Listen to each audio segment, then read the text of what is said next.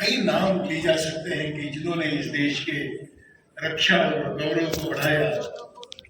ऐसे परिवर्तन के कालखंड को हम अनुभव कर रहे हैं।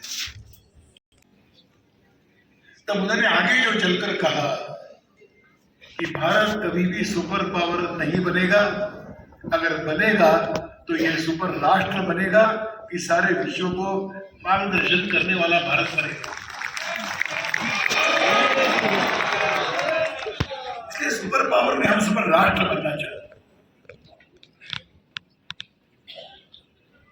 गुरु कभी राजा नहीं होता है, गुरु गुरु होता है, राजा राजा होता है। हमने ये नहीं कहा कि हम विश्व के राजा बनेंगे।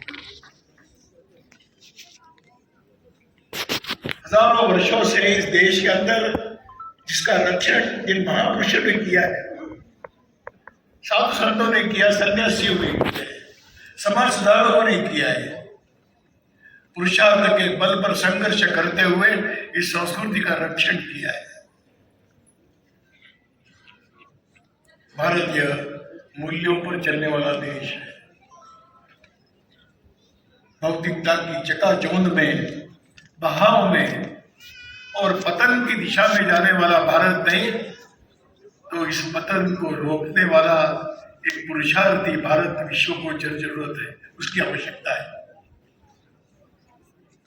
इसलिए नर से नारायण बनेंगे तो नारायण बनने की बात है, असुर बनने की बात नहीं कही गई। मैंने कहा कि भारत का अपना एक प्राचीन चिंतन है। उस चिंतन ने हमें जीवन की ओर देखने की एक दृष्टि प्रदान की है। उस दृष्टि के आधार पर हमारे जीवन के मूल्य तय हुए।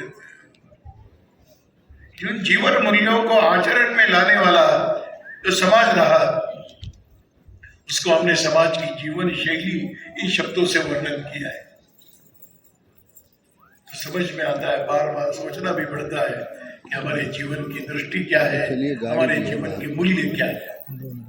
और अगर इन दृष्टि और मूल्यों का स्मरण नहीं रहा तो किसी भी समाज का पतन ये स्वाभाविक है।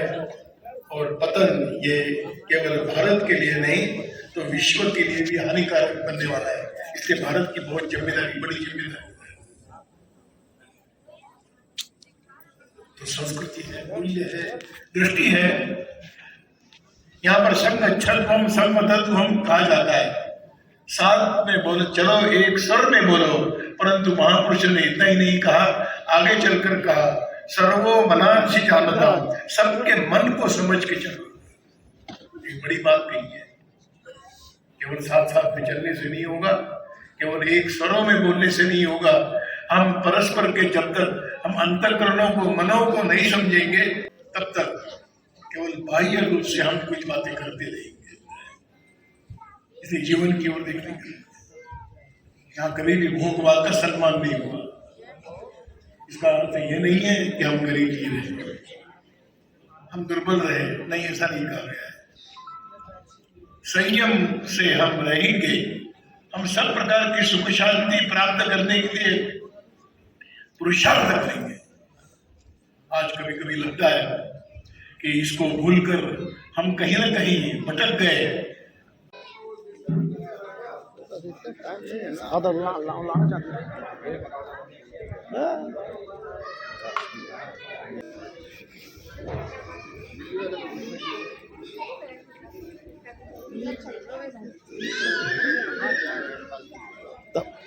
कहाँ जाएंगे फिर? नीचे